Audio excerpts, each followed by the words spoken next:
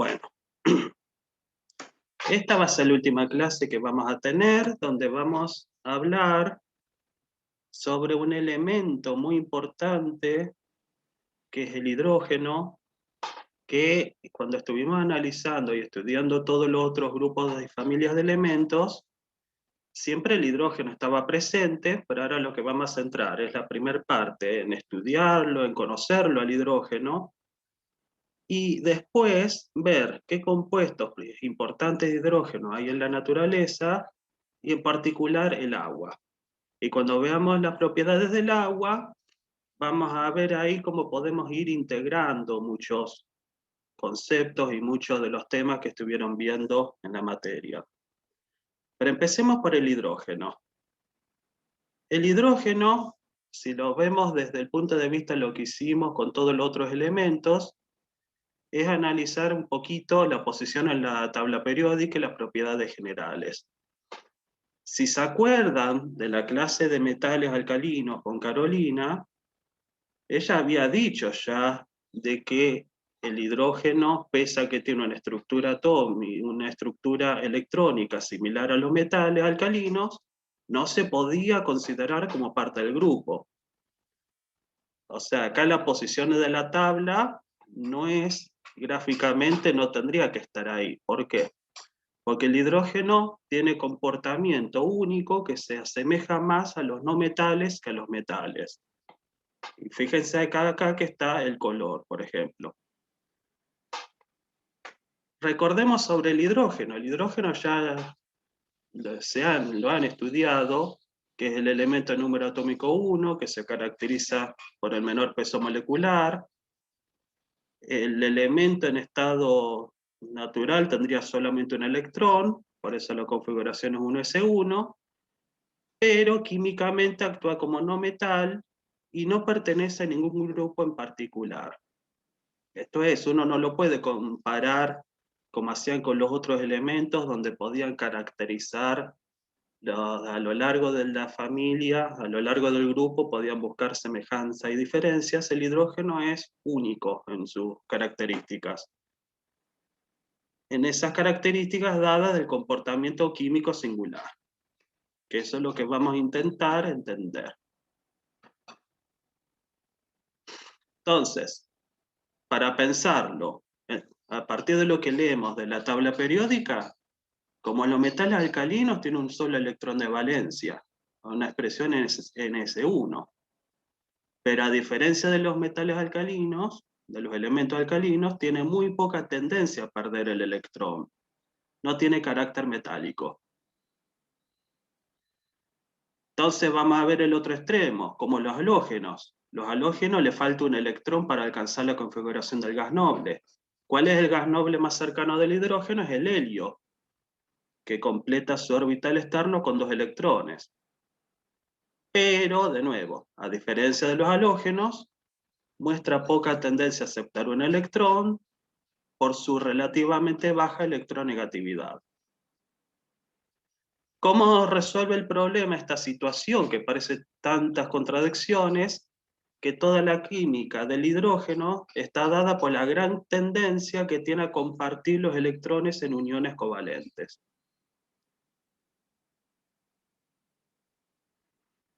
Otra característica muy particular del hidrógeno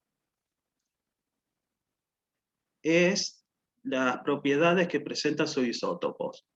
¿Se acuerdan todos que son los isótopos? Todos los elementos en la naturaleza están formados por distintos isótopos, que son, acuérdense la definición, eran elementos del mismo número atómico, o sea, el mismo número de protones, pero difería el número másico, o sea, el número de neutrones que hay en el núcleo. Por supuesto que al ser el mismo elemento, las propiedades químicas de todos los isótopos son las mismas, pero difieren un poquito en algunas propiedades de carácter más físico. Pero en particular el hidrógeno presenta 3 isótopos estables en la naturaleza, bueno, 3 isótopos presenta, el hidrógeno, el deuterio, que son estables, y el tritio, o sea, un protón y 2 neutrones, que se descompone, es inestable y existen trazas. La cuestión del deuterio es que como la masa molar es el doble que el hidrógeno, donde esté presente, los compuestos que tengan deuterio presentan algunas propiedades físicas ligeramente distintas. Y se puede usar el deuterio, por ejemplo, como marcadores moleculares. Se usan en muchas técnicas analíticas de laboratorio, se pueden usar deuterio como marcador, aprovechando esto, propiedad que le da el neutrón, a diferencia del hidrógeno que no lo tiene. Y también el hidrógeno y sus isótopos son los principales reactivos combustibles de los procesos de fusión nuclear. La fusión nuclear es la fusión de los átomos para formar elementos más pesados y es lo que genera la energía de las estrellas. O sea, el Sol genera toda su energía a partir de la fusión nuclear de procesos que son bastante complejos, que es la fusión de protones y deuterio y tritio, para generar helio y liberar mucha energía. Un compuesto particular de deuterio es el agua pesada.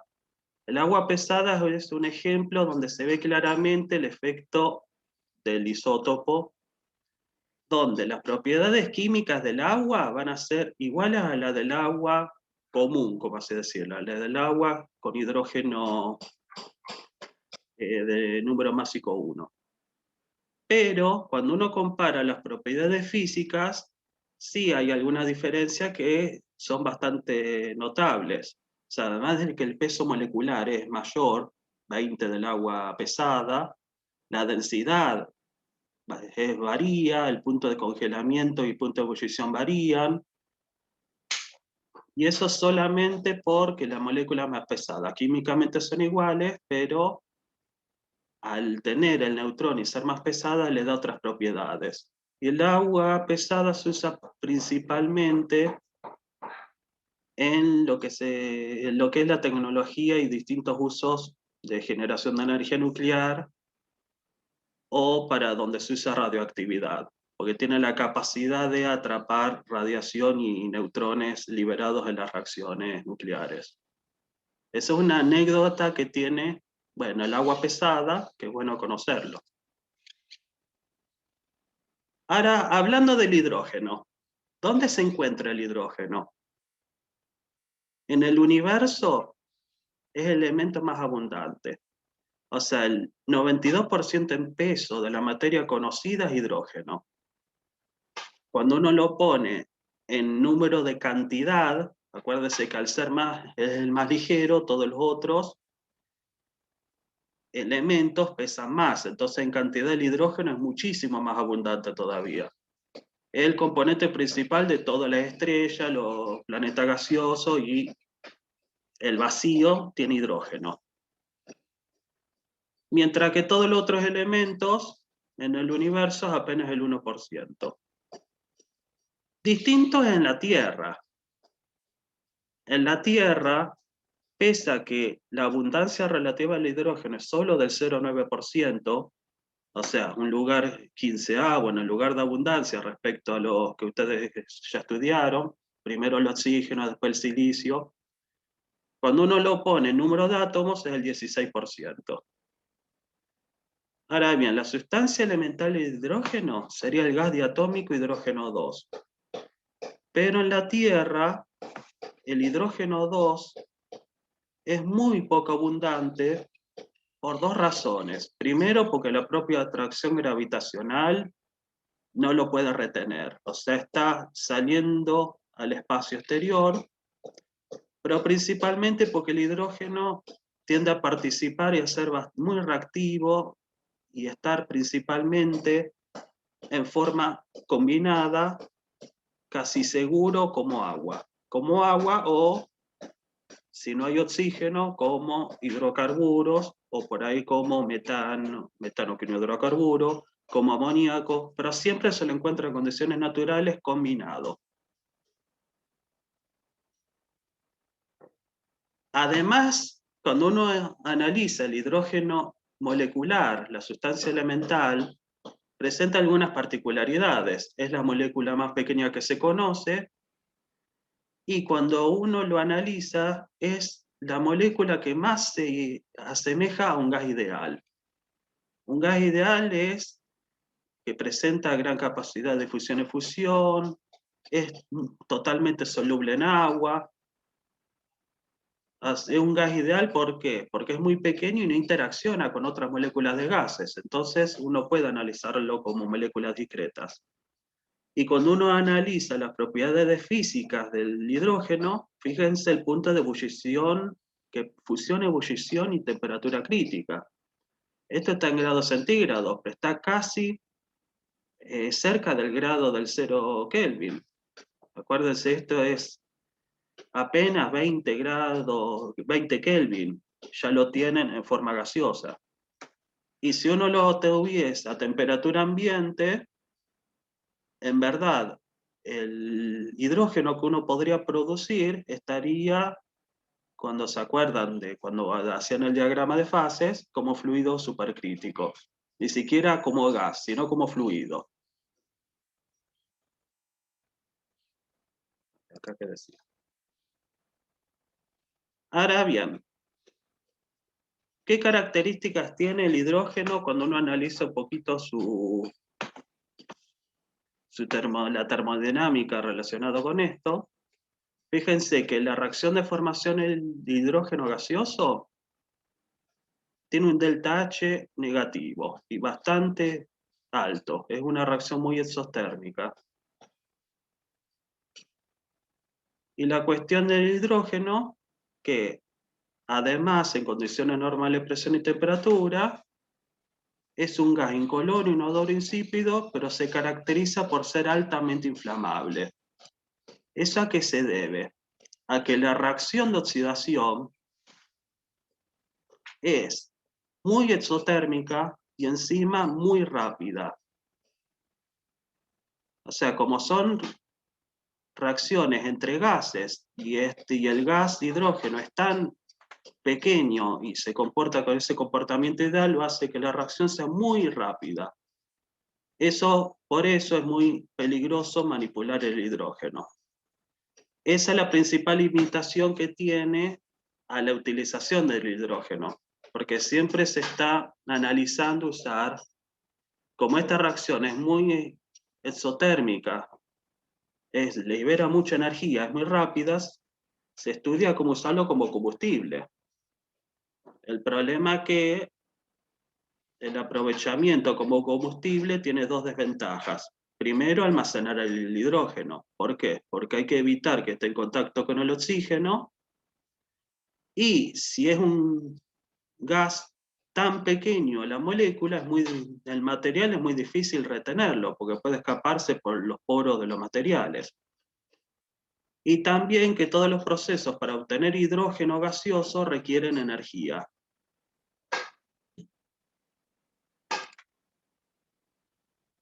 Otra característica del hidrógeno es el comportamiento redox del elemento.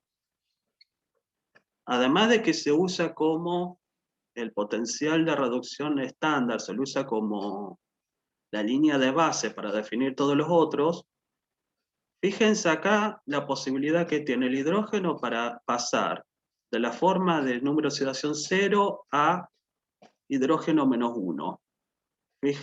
Uno mira que el potencial de reducción es menos 230. Claramente el hidrógeno no va a tener una tendencia a aceptar electrones para formar el anión hidruro. También el agua, cuando uno piensa a ver cómo se podría hacer la descomposición del agua, de por qué no ocurre la formación de hidrógeno gaseoso espontáneamente a partir del agua, porque es un proceso que también tiene un potencial de reducción negativo, entonces no va a ocurrir. Una característica del hidrógeno gaseoso, que la molécula puede ser usada como agente reductor para el tratamiento de minerales. Por ejemplo, un mineral que se encuentra en la naturaleza oxidado, se lo puede someter a una corriente de hidrógeno de tal manera de reducirlo, porque el hidrógeno fácilmente se oxida para formar agua. Y otra característica también es que el hidrógeno en forma de protón se pueden usar también porque todos aquellos metales que tengan capacidad de oxidarse, el protón se puede hacer una reacción donde en una solución ácida el protón se puede reducir para oxidar el metal. Esta reacción es como la que hicieron en la práctica de Química 1. Y fue la forma histórica, utilizando este principio, fue la forma histórica que se usó desde hace años para obtener hidrógeno y para poder generar hidrógeno y después utilizarlo. Que se puede hacer en un laboratorio normal, común, que es forzar la reacción de oxidación del metal, entonces se llama también desplazamiento metálico, para liberar el hidrógeno. Y de esa manera, por ejemplo, llenar el globo de hidrógeno, que es una forma de asegurarse generar el gas. El problema del gas, una vez generado, es que es muy difícil de contener. Si uno lo deja un tiempo a esto, el gas se va a difundir por el plástico y el globo se va a desinflar, va a perder la presión del hidrógeno. Pero además, otras propiedades que tiene el hidrógeno desde el punto de vista de los procesos redox, que muchas veces es necesario que esté presente como parte de la reacción, pese a que no se reduzca ni se oxide. Muchos procesos ocurren en medios ácidos o básicos, donde el protonio, el oxidrilo y el agua son componentes que necesitan estar presentes para que las reacciones de oxidación y reducción de los otros componentes ocurran. Que lo vieron en varios de los procesos redox, donde ustedes compensaban con protones y agua, donde vieron que el protón y el agua, en ambos, el hidrógeno está con número de oxidación +1. No le cambia el número de oxidación. Pero es necesario que esté, y la concentración del hidrógeno influye en, por ejemplo, las constantes de la reacción. Mientras acá, en el ejemplo de arriba, claramente pueden ver que el protón con el hidrógeno con estado de oxidación +1 se reduce a hidrógeno con estado de oxidación 0. Bueno, y acá el zinc pasa de 0 a zinc +2. O sea, puede ser un reactivo que ese oxígeno se reduzca, o tiene que estar presente para que los otros se oxidan o se reduzcan. Por supuesto, para obtener hidrógeno en grandes cantidades, no vamos a estar llenando globos en el laboratorio. Hay varias formas industriales de obtener hidrógeno gaseoso, que es, por ejemplo, la conversión de metano. O sea, la conversión de metano es un proceso donde se hace la oxidación del metano, pero sin oxígeno. Porque si lo ponen si hacen el proceso con oxígeno, van a hacer la combustión. Entonces lo que se hace es con agua, y de tal manera que no haya oxígeno libre, entonces se hace una oxidación sin oxígeno, liberando el gas hidrógeno. También hay otras formas de obtenerlo. Se puede con extracción de gases de coque. El coque es un subproducto, un residuo del carbón. Pero el método más que se usa también, más rápido y que necesita menos complejidades técnicas, es la electrólisis de agua. Al agua se le pasa una corriente eléctrica que genera la separación de hidrógeno gaseoso y oxígeno gaseoso. Acá están haciendo la reducción del hidrógeno, y el oxígeno pasa de -2 a 0. Una característica de todos estos procesos, que todos requieren energía. Incluso la conversión del gas natural, por las condiciones en que se tiene que hacer, o sea, una atmósfera sin oxígeno, altas temperaturas, también requiere energía, aunque sea parecido a una combustión. Por eso el hidrógeno todos los procesos requieren energía por las características del hidrógeno que tiende a estar combinado. Bueno, usos industriales del hidrógeno. ¿Por qué no tomamos el trabajo de sintetizar hidrógeno? Síntesis de amoníaco. Ustedes ya la conocen. Para obtener el amoníaco, acuérdense que toman el nitrógeno de la atmósfera para que hacerlo reaccionar con hidrógeno, que el hidrógeno sí hay que sintetizarlo. También el procesamiento de combustibles fósiles, producción de metanol y distintos alcoholes, producción de ácido como el clorhídrico. Se usa mucho en la industria alimentaria como agente hidrogenante, o sea, vinculado a la producción a la saturación de grasas, hidrogenación, todos procesos donde a las cadenas de carbono se las hidrogena, se las hace reaccionar con hidrógeno.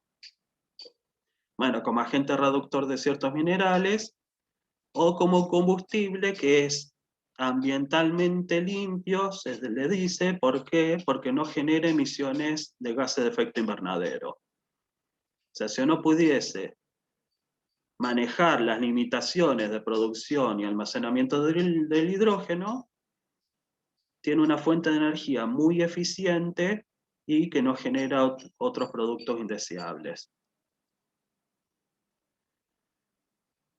Otro compuesto de suma importancia del hidrógeno es que es esencial para todos los compuestos derivados del carbono, todo el hidrocarburo y toda la materia orgánica tiene hidrógeno. Tanto el hidrocarburo como también todos sus derivados de sustancias de origen biológico, hidratos de carbono, aminoácidos, proteínas.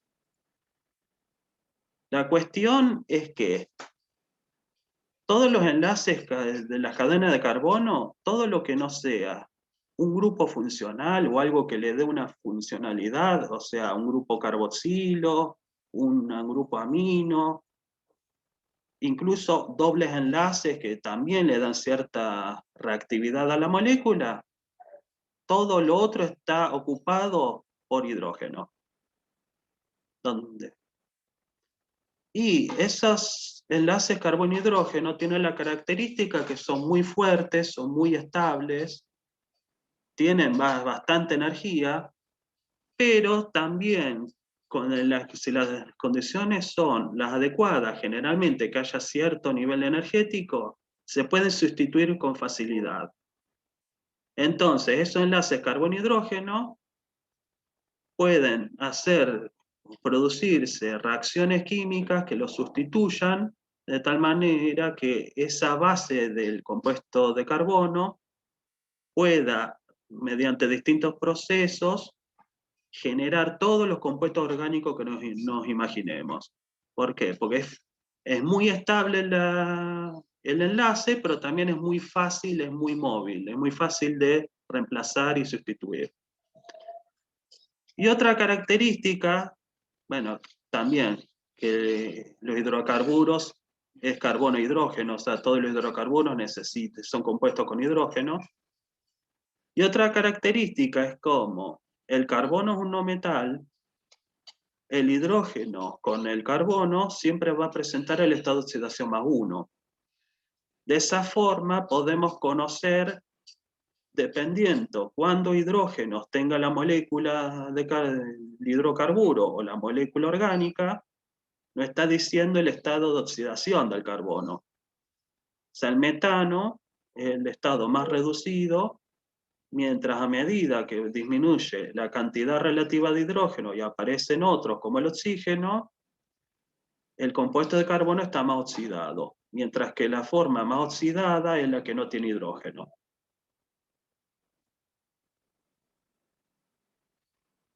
Entonces, para sintetizar cómo se combina el hidrógeno en la naturaleza, puede estar con estado de oxidación +1 o -1. Vamos a ver el de la derecha, que es el estado de oxidación -1. El de estado de oxidación -1 sería que el hidrógeno, el protón, recibe un electrón y adquiere la configuración del gas noble helio. Eso se da solamente con determinados elementos y que se dan, son muy raros de encontrar en la naturaleza, pero existen, que son los hidruros metálicos. Y eso son sustancias donde se establece un tipo de enlace covalente, pero con un alto carácter iónico. Y solamente ocurren entre el hidruro y metales alcalinos y alcalinoterrios y algunos metales de transición. Estos forman sólidos por el carácter iónico que tienen, pero en comparación con sólidos iónicos, otros sólidos iónicos, los puntos de fusión y ebullición son bastante bajos, y la característica que tienen es que en presencia de oxígeno el hidruro se oxida rápidamente. Por eso estos compuestos son muy difíciles de encontrar y no son estables. Generalmente se lo encuentra el hidrógeno con el estado de oxidación +1, que conoce muchísimos ejemplos, que la mayoría de los compuestos que conocen con hidrógeno presentan esta forma. Y por clasificación, se lo pueden encontrar en bibliografía como hidruros también, hidruros con no metales. Hidruros como una definición de un compuesto binario entre hidrógeno y otro elemento, no que el hidrógeno está haciendo como el anión. Eso es importante. Por otro lado, no se puede hablar de anión-catión porque con los hidruros no metálicos el enlace es covalente polar. Ese enlace covalente polar es lo que explica las propiedades que tienen los distintos del agua, el fluoruro de hidrógeno, cloruro de hidrógeno, que es el comportamiento ácido, por ejemplo.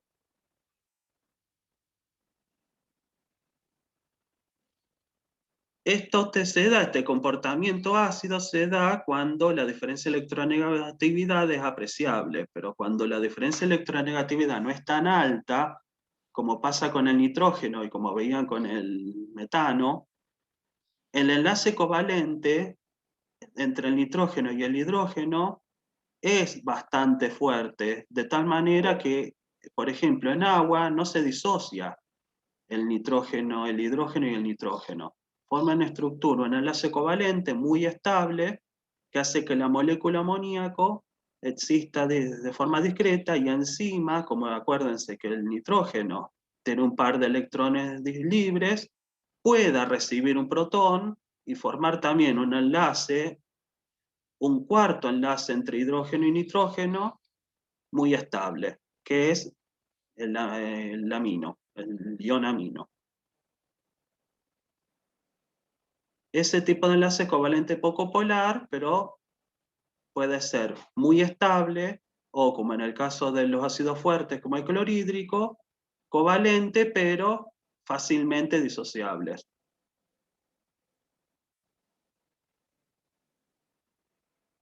Esto se deriva a conocer el comportamiento del protón en particular, está vinculado con el concepto de acidez, donde el ácido, según el modelo de Lewis, acuérdense que la especie carente y ávida de electrones. El protón, el hidrógeno más, es una partícula elemental que en sí es una carga neta. Es la especie más ácida que se conoce por una cuestión de que el ion protón no existe, en realidad no existe en la naturaleza, ni tampoco se puede sintetizar, se lo puede aislar. Sí o sí se va a vincular de alguna forma con pares de electrones que disponibles en algún lado.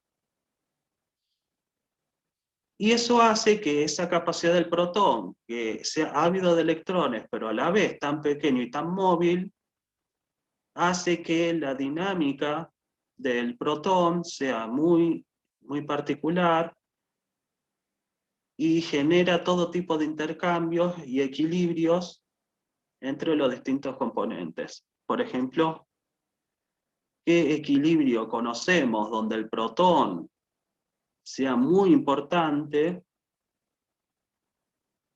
Es el equilibrio del agua. O sea, ustedes tenemos la molécula de agua que tiene electrones, tiene hidrógeno, pero como tiene el oxígeno dos pares libres, la generación posible de protones que haya inmediatamente pueden asociarse al agua y generar un enlace covalente. Esa unidad es el hidronio, o lo que ustedes conocen como el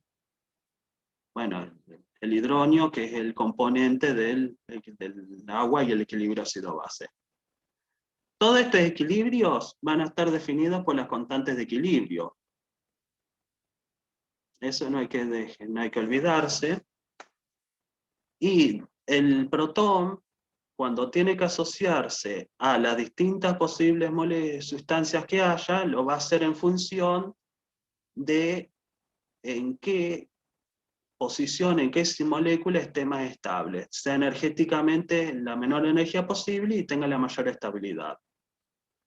Es por eso que todos los sistemas ácido-base de transferencia de protones están definidos por las constantes que describen con cuáles va a adquirir más estabilidad, de tal manera, como son todos equilibrios dinámicos, el protón puede ir, dependiendo de las condiciones, cambiar fácilmente y de ir de un lado al otro, es muy móvil.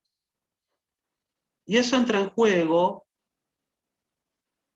en la principal fuente y la principal molécula que existe en la naturaleza con hidrógeno, que es el agua. O sea, la química del hidrógeno per se puede resumir en la necesidad del hidrógeno de estabilizar como todos los elementos, de llenar buscar una estabilidad llenando su capa externa de electrones. Pero como no puede actuar como metal puro, y tampoco puede actuar como no metal puro, lo soluciona forzando a generar enlaces covalentes. El agua en particular, si uno se acuerdan de la clase de oxígeno, si ustedes tienen el hidrógeno, que es la madre, con sus características tan particulares que vimos ahora, y el oxígeno suponiendo que es el padre, que se acuerdan las propiedades muy particulares que presentaba, ¿qué podemos esperar de combinar dos sustancias, dos elementos tan distintos y tan distintivos en generar una molécula, el agua,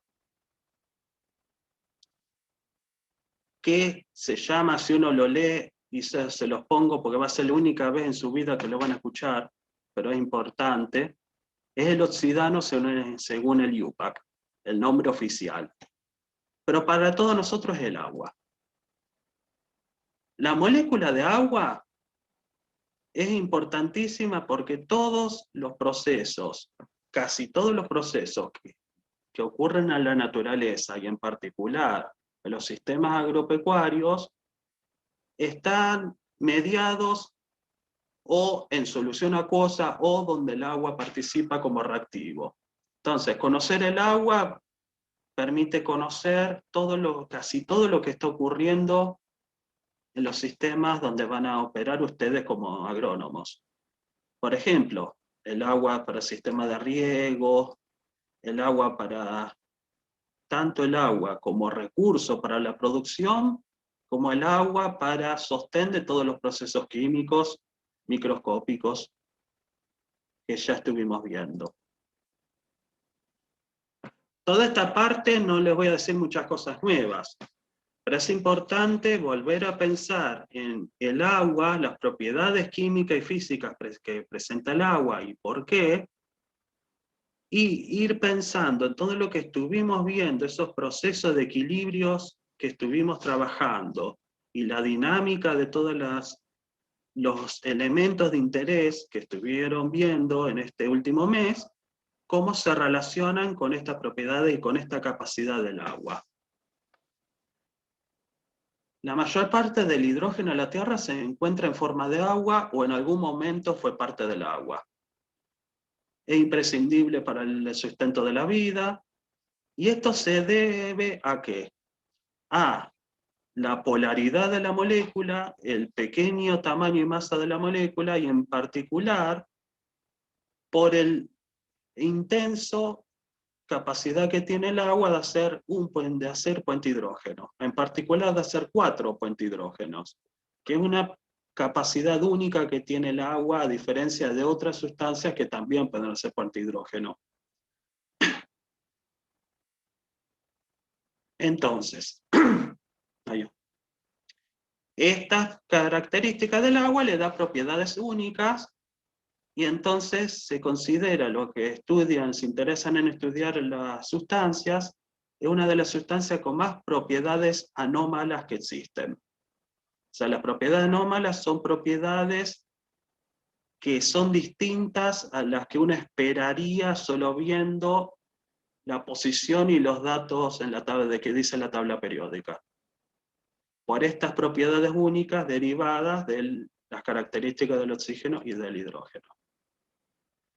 Propiedades físicas que ya las conocemos, pero las podemos volver a revisar. El punto de ebullición a 100 grados, y esto ya es una propiedad anómala, porque si es una molécula, se supone que las moléculas, el punto de fusión y ebullición deberían ser bajísimos, pero no. En particular, el agua presenta puntos de fusión y ebullición anormalmente altos. La densidad es 1 gramo mililitro como líquido, pero tiene la característica también anormal de que el sólido es menos denso. Muy escasa conductividad eléctrica, ¿por qué? Porque es una molécula, ¿no? Una molécula es una unidad neutra. Presenta alta tensión superficial. Acá está el esquemita de cómo se lee un poquito la tensión superficial, que es una aplicación que se explica con lo que ustedes vieron en Química 1 respecto a, por ejemplo, la presión de vapor.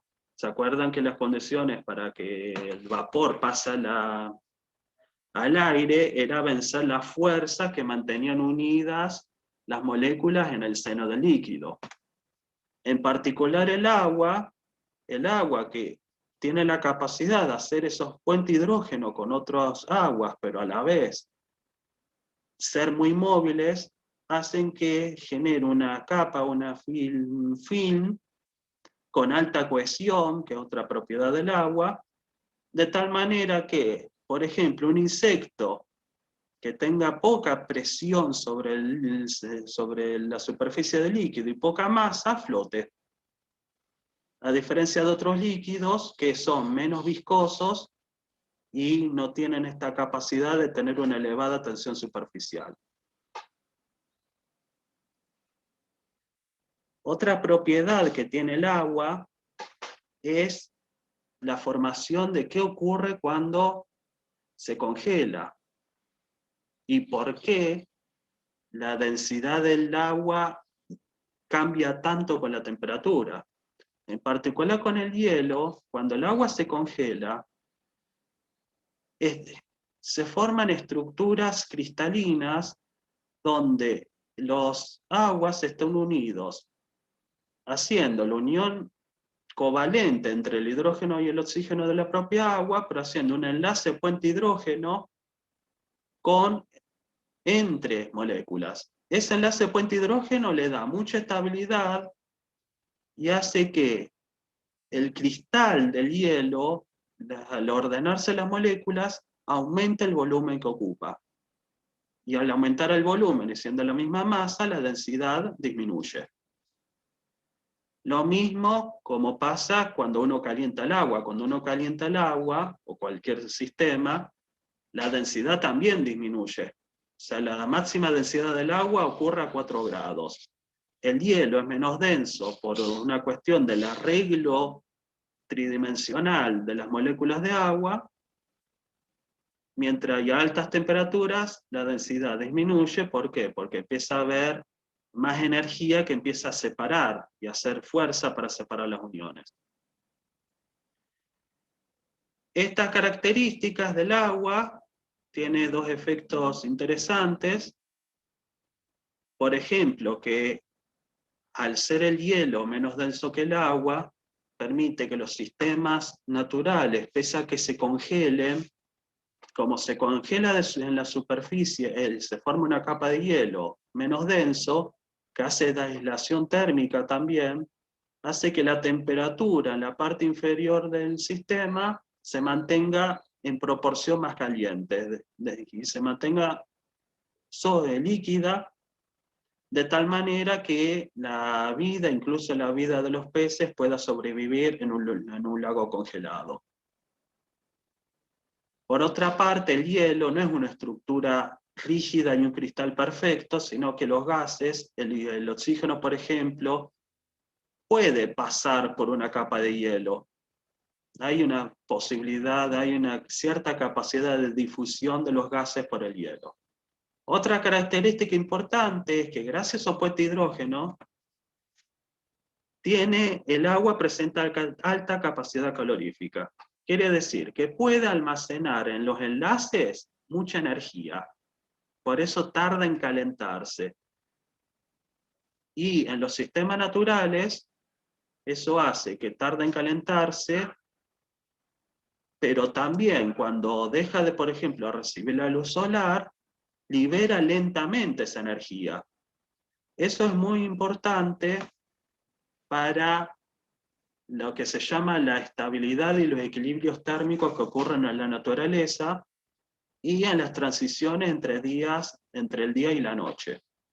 Y también lo que explica las diferentes condiciones climáticas y del tiempo que se ocurren en lugares muy húmedos y muy secos.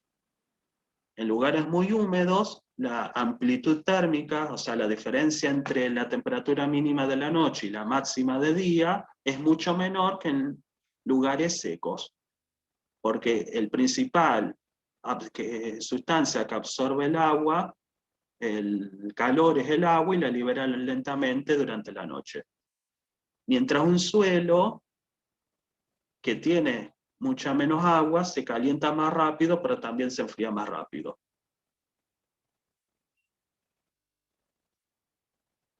Entrando un poquito más en las propiedades químicas, una gran capacidad que también presenta el agua es la de solvatar iones. ¿Por qué? Porque el agua tiene una forma polar, donde se establece una densidad de carga positiva, donde están los hidrógenos, y negativa, donde están el oxígeno. Eso se expresa por lo que se llama la constante dieléctrica, que es la capacidad que tiene una sustancia de orientarse dependiendo la electricidad. O sea, si uno lo pone en un campo eléctrico, el agua rápidamente se orienta hacia la carga opuesta. Entonces, todos los cationes tienen una capacidad de solvatarse, que es capacidad de que sea rodeado por moléculas de agua, generalmente 6. Ahora, si las moléculas de agua son suficientes y logran solvatar, hidratar cada ion de tal manera de que se alejen de su contraión, ese es el fundamento de la solubilidad.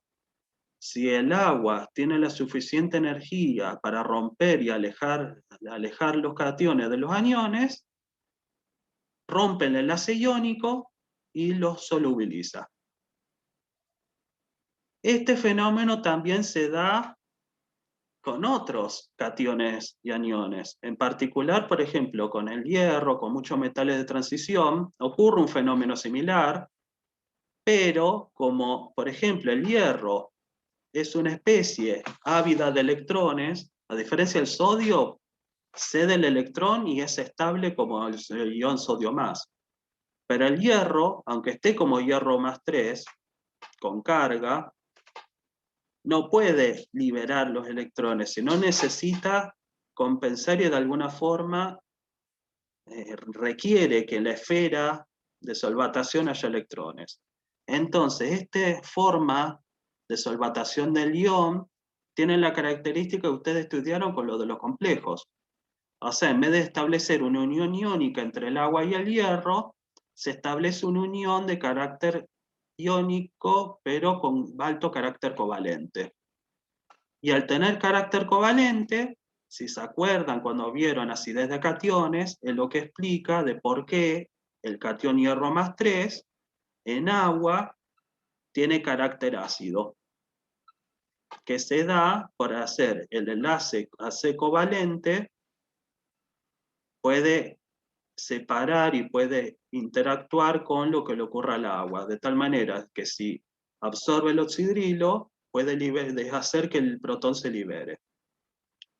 Que cuando el enlace es totalmente iónico no se puede. Por eso el sodio no hidroliza, mientras el hierro sí hidroliza. Entonces, para resumir las propiedades del agua, que es un excelente disolvente, o sea, puede disolver en mayor o menor medida los compuestos iónicos, y también aquellos compuestos de origen molecular que presenten alguna afinidad, por ejemplo, que sean polares, que haga puente hidrógeno.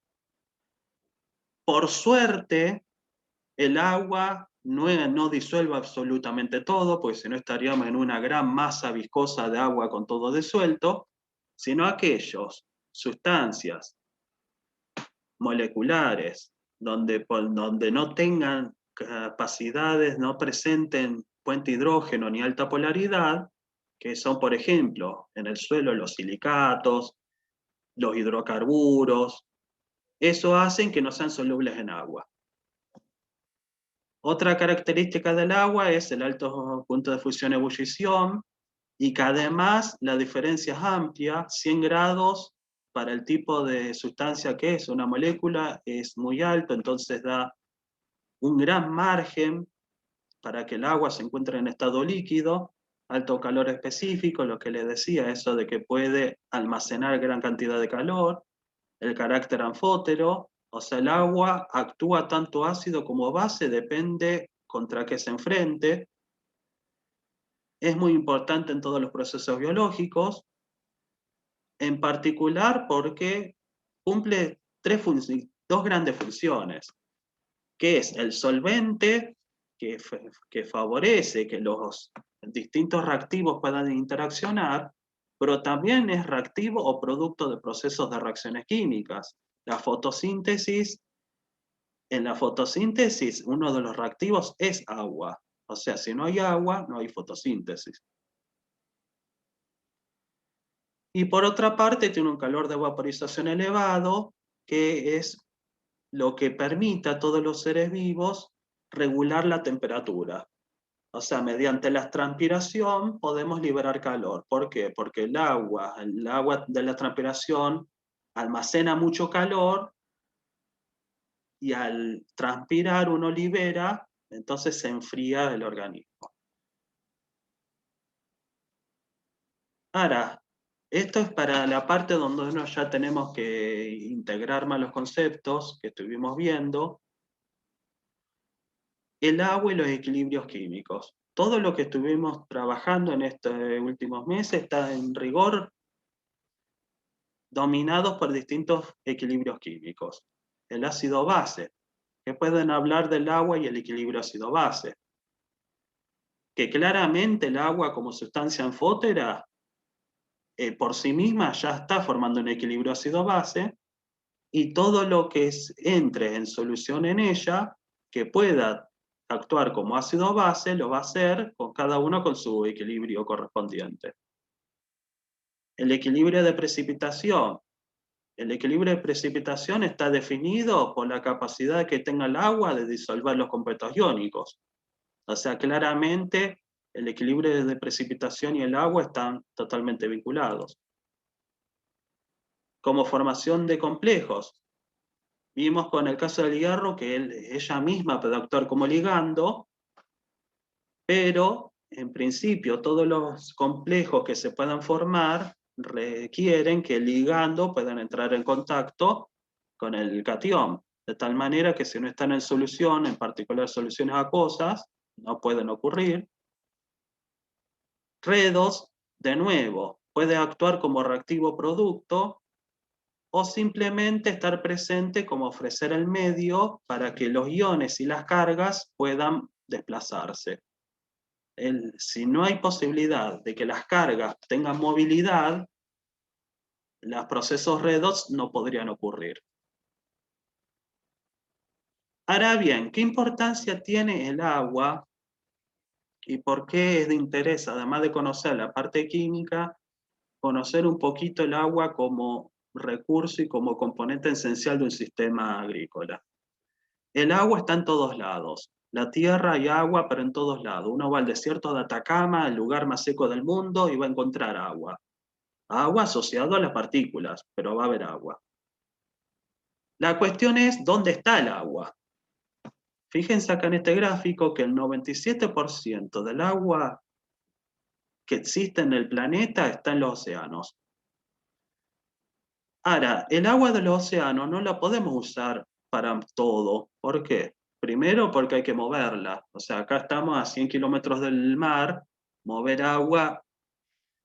Y por otra cuestión es que el agua del océano es salada. O sea, todo lo que el agua va arrastrando va cayendo al mar y es muy salada, entonces no la podemos usar como tal para lo que nosotros lo necesitamos para riego, consumo, procesos industriales.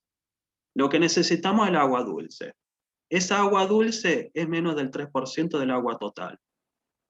Ahora, ¿dónde está ese agua dulce? El 77% está en la capa de hielo, glaciares y aguas marítimas interiores. O sea, sobre la Antártida, en el Ártico y en la cima de y en la alta montaña. O sea, es agua dulce, pero no está disponible. Un 22% son aguas subterráneas, o sea, el agua que está a incluso varios kilómetros de profundidad dentro de la corteza terrestre, es agua dulce también, pero tampoco está disponible. Y el 1% restante, que es el agua más disponible, es el que está en lagos, que el problema de los lagos, no tenemos lagos en todos lados. O sea, donde hay un lago cerca es muy útil, pero en esta región no hay lagos, entonces es no disponible. Entonces cobra mucha importancia el agua que está en la atmósfera, la humedad del suelo y los seres biológicos, que es el 39%. Esta agua, este 39%, es la que más tenemos disponible para todo. El lago y los ríos depende que haya un lago y un río cerca. Entonces, como ustedes vieron, para todos los otros elementos vieron ciclos. Ciclo del agua, ya todos conocemos, debe ser posiblemente el primer tema en la primaria, ya habrán visto ciclo del agua. Que el ciclo del agua, si uno pusiese una forma de usar una trazabilidad de una molécula de agua durante un año, lo vamos a encontrar que el agua que tomamos en ese año llegó al océano, llegó al aire, estuvo en algún momento en alguna plantita, llegó al suelo, y de pronto lo volvimos a tomar. Todo eso en un año. Pero todos son procesos donde el agua fluye. O sea, todos los procesos bioquímicos de la biosfera es en rigor un ciclos de agua.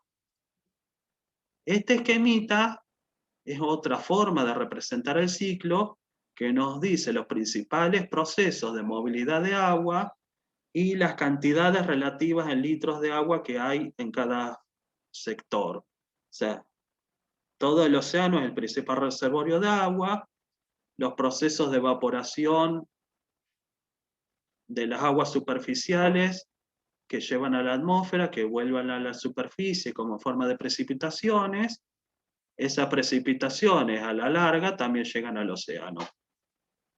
Hay dos cuestiones interesantes que vienen bien conocer. Primero, entender que el agua en la atmósfera está llena de agua y que el régimen de evaporación y precipitaciones es importante conocerlo y conocer un poquito cómo es la dinámica del agua en la atmósfera. Cuando ustedes hablaron de la posibilidad de, por ejemplo, ¿se acuerdan con nitrógeno y azufre? Que la lluvia ácida podía ser un factor, aunque mínimo, de fertilización, eso se da porque en la atmósfera el agua se agrupa, se asocia a los particulados que hay en la atmósfera, que son sustancias sólidas, se empiezan a formar la cohesión, o sea, empiezan a estar vapor de agua, pero en un estado semilíquido, que son las gotas, que eso permite la solubilidad de los gases presentes.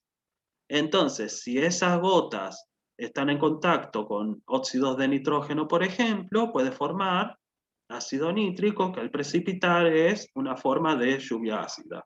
Por supuesto, eso no es predominante, pero esos procesos químicos explican por qué el agua de lluvia puede también traer otros compuestos que no sea solamente agua. De hecho, el agua pura en la naturaleza no existe. Incluso el agua de lluvia arrastra componentes que hay en la atmósfera, gases como también líquidos. Y otra cuestión muy importante de los procesos de los ciclos de agua, que generalmente en estos esquemas no se nombra, es que el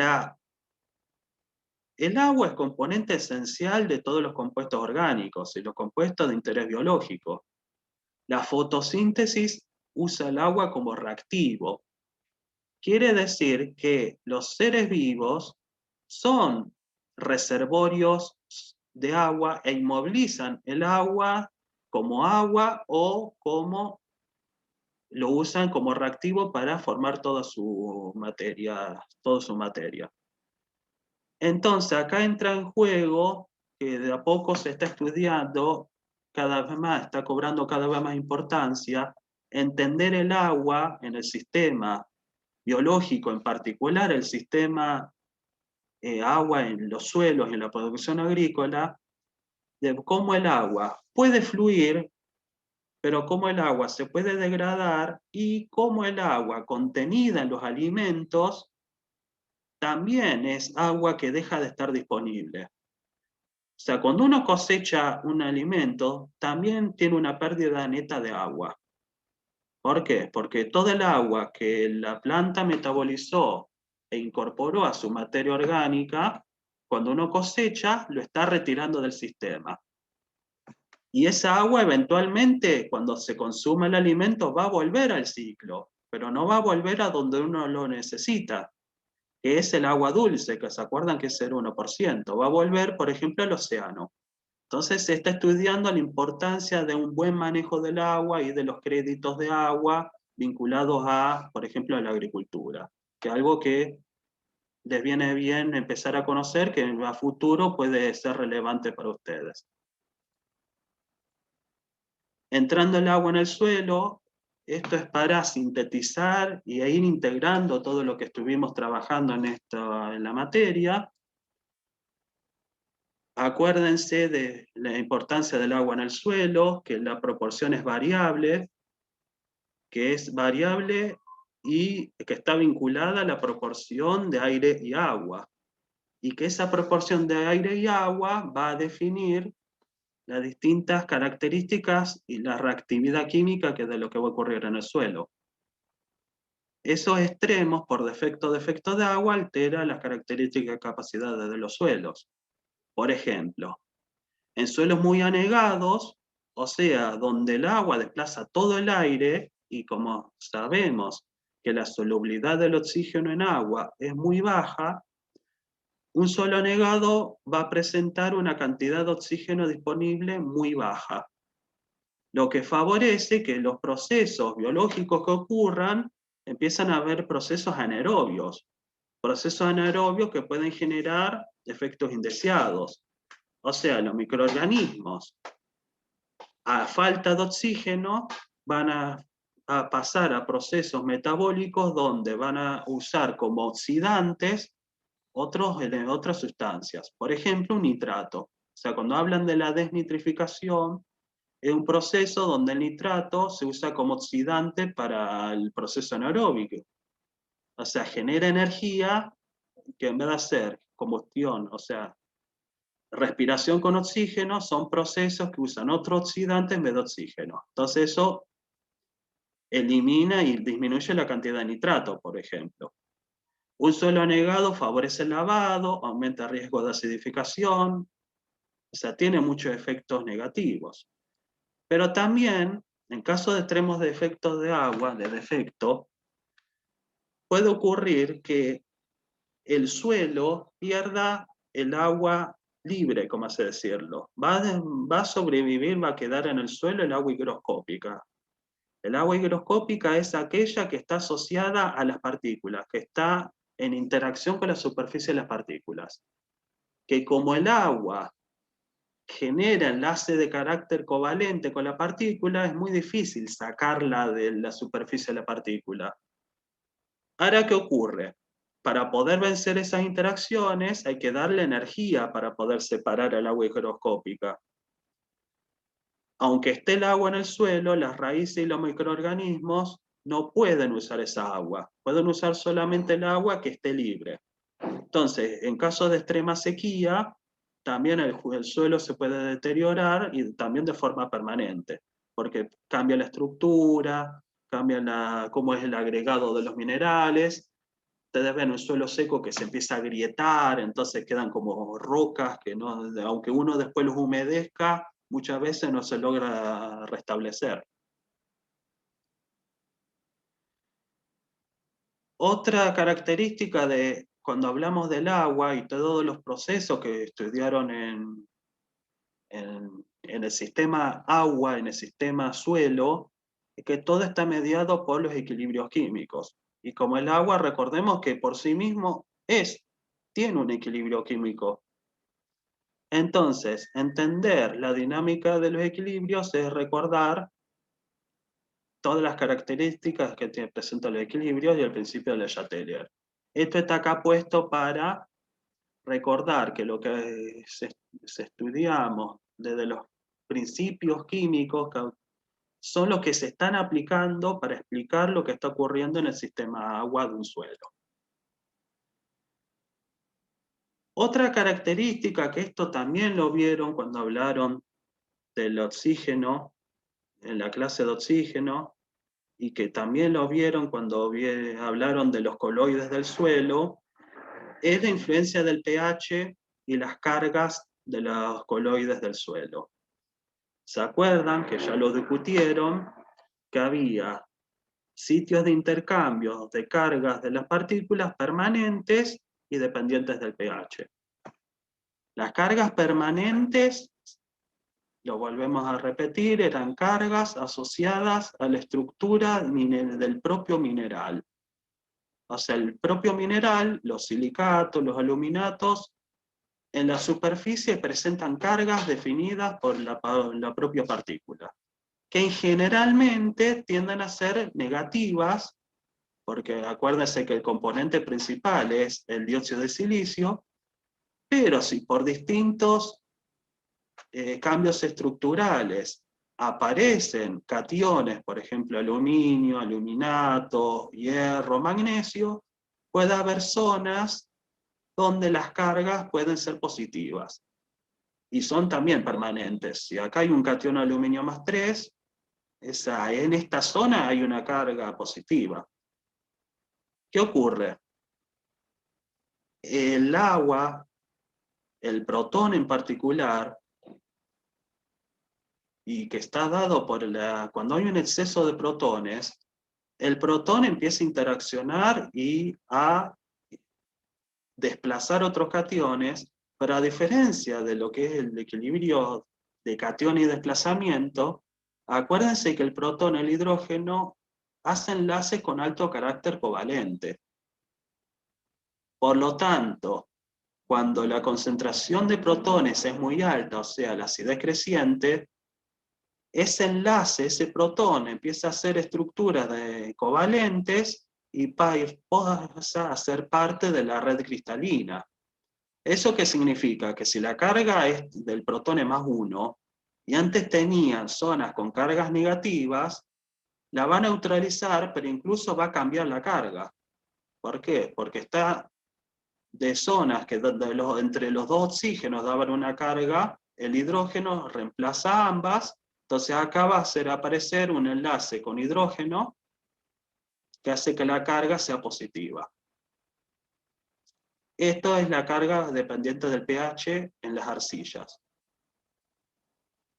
En la materia orgánica es un poquito más sencillo de entenderlo, porque esto se puede relacionar con lo que ustedes conocen de las propiedades de ácido-base de los ácidos débiles y del amonio amoníaco. A pH más o menos neutros y alcalinos, los grupos carboxilos están desprotonados. ¿Se acuerdan que los pK, más o menos el acético era 470? Quiere decir que por encima de 470 el acetato tendría que estar desprotonado, a liberar el protón, a estar en forma de la base conjugada. Mientras a pH menor a 470 empezaba a estar protonado, o sea, en la forma molecular. Este enlace hidrógeno-oxígeno es covalente, de tal manera que cuando el grupo carboxilo está hidrogenado, la carga dejó de existir. Entonces, en medio ácido no hay carga, y en medio neutro y alcalino, la carga es neta y es -1. En los ácidos húmicos, huminas, también hay pequeñas cantidades de grupos amino, que los grupos aminos también tienen propiedades de ácido-base. Son mucho más raros, porque acuérdense que los grupos aminos, al degradar la materia orgánica, casi seguro están siendo utilizados como nutrientes, pero ahí existen. Y acá es al revés.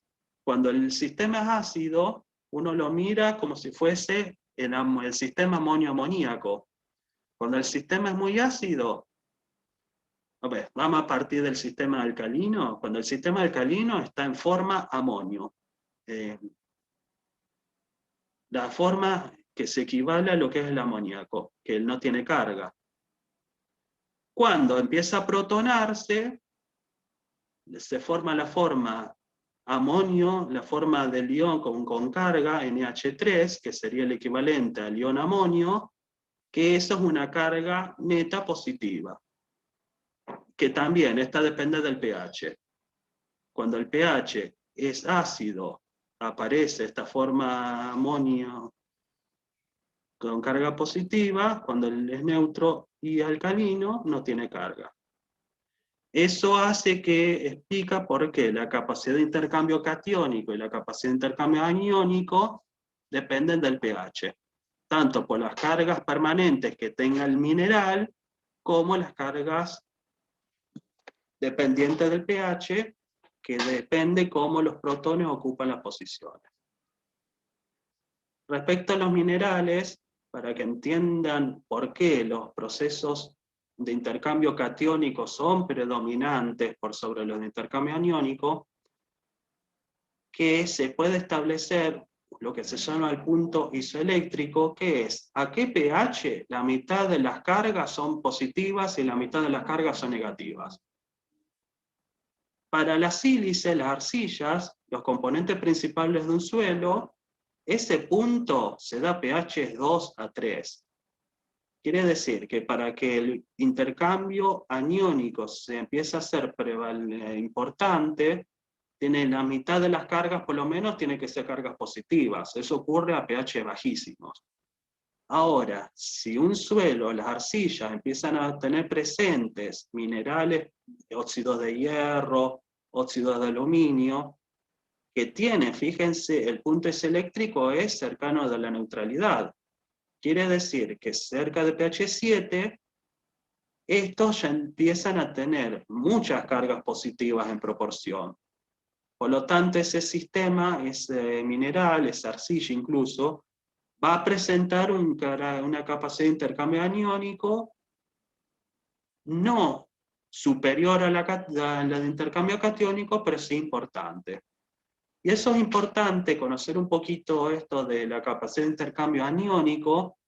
Eso permite explicar también la posibilidad de lisificación de los aniones. O sea, las posiciones positivas que presentan las arcillas, que permite intercambio aniónico, son muy bajas, son poquitas. Pero entonces tenemos en la solución distintos aniones, fosfato, nitrato. Ahora, ¿qué piensan que es? Cuando ustedes piensan esos dos aniones, ¿quiénes piensan que se van a quedar absorbidos a la arcilla con más intensidad, el fosfato que tiene 3 cargas o el nitrato que tiene una carga. Claramente, las pocas posiciones, el fosfato va a tener más interacción y va a quedar más retenido el coloide, mientras que el nitrato pobre no va a tener posibilidad. Es por eso que el nitrato también, si no lo absorbe la raíz o se lo come algún microorganismo, casi seguro va a lixiviar. Y entre el fosfato, lo mismo, si no lo observa la raíz, no lo absorba algún microorganismo, es más probable que pueda ser absorbido a las pocas cargas de intercambio aniónico, posiciones de intercambio aniónico que presenta el suelo. Eso explica una diferencia fundamental también entre lo que ustedes vieron de las químicas de cada uno de los nutrientes. La variación de cómo varía la acidez en un suelo. Bueno, depende de las condiciones que modifiquen la acidez del agua. Las precipitaciones tienden a acidificar, la mineralización de residuos orgánicos genera amonio, esto tiende a acidificar. La respiración microbiana genera dióxido de carbono. El dióxido de carbono en agua sabemos que forma la especie de ácido carbónico intermedia que inmediatamente pasa a bicarbonato y libera protones. La extracción de base por los cultivos. O sea, cuando continuamente estamos extrayendo cationes presentes en la solución, estos son reemplazados por protones del agua. El uso de fertilizantes que pueden dejar residuos ácidos o alcalinos. Ustedes vieron que en general muchos procesos tienden a acidificar, pero hay algunos fertilizantes que pueden también alcalinizar. Y eso es algo importante también cuando uno usa fertilizantes de origen orgánico, que a veces algunos pueden afectar bastante el pH, depende de cuáles son los residuos que generen. Bueno, también el pH de los suelos disminuye por la temperatura. O sea, el pH aumenta en invierno y disminuye en verano. Eso explica que las propiedades de los suelos son más estables a pH neutro. Ya sabemos que fuera del pH neutro, cuando los sistemas son muy ácidos, muy alcalinos, se generan condiciones desfavorables. Por ejemplo, a pH muy ácido hay una intensa alteración de minerales, o sea, se tienden a solubilizar, empiezan a haber sistemas más donde los minerales están más oxidados, en estado de oxidación más alto, se puede liberar aluminio, que el aluminio, además de que ser tóxico, también tiene a alterar la composición de las arcillas. También un pH muy alcalino genera complicaciones, por ejemplo, que favorece la formación de precipitados. La formación de precipitados de todo tipo y la formación de que los carbonatos y las distintas sales que hay forman también precipitados de carbonato, hace que las arcillas se dispersan, cambia la estructura, y que eso genera pobre permeabilidad del aire, el agua y las raíces. También un suelo muy alcalino también presenta distintas condiciones indeseables. Para entender los iones presentes en el suelo hay que recordar que en general todos responden a algún tipo de equilibrio químico, que entender en cómo y en qué concentración van a encontrar los distintos componentes iónicos en el suelo, hay que entender la temperatura, el pH y el potencial redox. Acuérdense, la temperatura influía en la solubilidad de los gases, en la también solubilidad de algunos sólidos, en la cinética de los procesos microbiológicos, a más temperatura, los procesos biológicos son más rápidos, el pH, lo que veíamos recién, el potencial redox también importa. Acuérdense cuando hablaron en la clase de oxígeno, cómo dependiendo del potencial redox van a encontrar especies más oxidadas o más reducidas. Todos estos factores influyen en la disponibilidad inmediata y potencial de nutrientes. Acá puede ser importante diferenciar inmediata y potencial. Inmediata es lo que está disponible para ser utilizada por la planta, lo que está en solución. Y potencial es lo que eventualmente puede llegar a la solución de una manera más o menos rápida, pero en su momento no está disponible. Entonces veía, por ejemplo, cuando el análisis que hicieron con el fósforo. O sea, el fósforo que está en la solución y el fósforo extractable era también el potencial que podía llegar. Estos factores influyen en las características de los procesos microbiológicos, o sea, se basa en aerobios, anaerobios, rápidos, lentos, y la concentración de iones potencialmente tóxicos. Este esquemita es una forma, una variante de las distintas curvas que pueden encontrar en la bibliografía, que nos permiten, es una compilación de cómo sería la disponibilidad de las especies que puedan ser utilizadas como nutrientes para la planta, dependiendo del pH. ¿Cómo se leería esta curva? Fíjense acá es grado de disponibilidad, es proporción relativa a que la especie de interés esté disponible. Por ejemplo, el fósforo, ¿cómo va a ser la concentración de fosfato diácido y monoácido? El aluminio, ¿cómo está presente? Como por ejemplo aluminio más 3, potasio, calcio y magnesio, ¿cómo está presente en sus formas iónicas, como potasio más, calcio más 2 y magnesio más 2. Entonces uno, ¿qué lee de esto? Que, por ejemplo, el molibdeno, que si se acuerdan en la clase que dio Dolores, le había dicho que el molibdeno lo absorben las plantas como molibdato. El molibdato es la forma que aumenta su concentración a pH altos. ¿Por qué? Porque a pH bajos está como molibdeno-ion. No está como molibdato, está como catión molibdeno más 2 o más 3, no me acuerdo cuál era. Pero bueno, no es disponible porque las plantas no lo usan con esa forma iónica. Cuando se pasa a forma molibdato está más disponible. Acá, potasio, calcio y magnesio, fíjense que no varía casi con el pH, pero es justo nos pusimos a discutir un poquito por qué la disponibilidad de potasio, calcio y magnesio puede disminuir a pH bajo. ¿Por qué? ¿Qué puede pasar si no son dependientes del pH? Porque no genera ningún tipo de equilibrio ácido-base, ni de precipitación, de precipitación sí, pero de precipitación no tiene sentido porque, por ejemplo, un carbonato de calcio, un fosfato de calcio, no van a tener carbonato y fosfato a pH bajos. Pero ¿qué puede ocurrir? Si la capacidad de intercambio catiónico y la capacidad de retener iones que tiene el suelo disminuye, porque disminuye con el pH, es posible que por procesos de lixiviación haya menos reserva en el coloide de potasio, calcio y magnesio, por lo tanto esté menos disponible en la solución. Pero eso es un efecto indirecto de la acidez. No es por efecto de equilibrio ácido-base, sino por el efecto de cómo influye en el suelo. Y así con todos los otros elementos. O sea, y podemos ver que a pHs cercanos a 7 es donde se dan las mejores condiciones para tener a todos.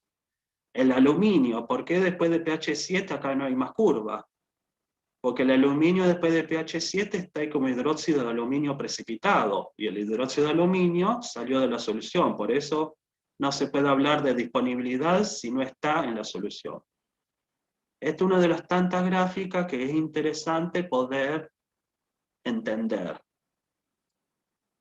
Bueno, y para cerrar con esta gráfica que sí conocen muy bien, esta es como lo mismo, el pH influye en la disponibilidad de los nutrientes de interés. Bueno, todo lo que quería contarles de hidrógeno y agua era esto. La parte primera de hidrógeno, que es más química, el agua, que es más pensando en integrar los conceptos que vimos, y lo ideal ahora es, bueno, que reflexionen, si hay alguna pregunta la hagan, y bueno, Mónica, lo que quiera hacer. Bueno, chicos, ¿alguna surge alguna duda de todo lo que les estuvo comentando Oscar.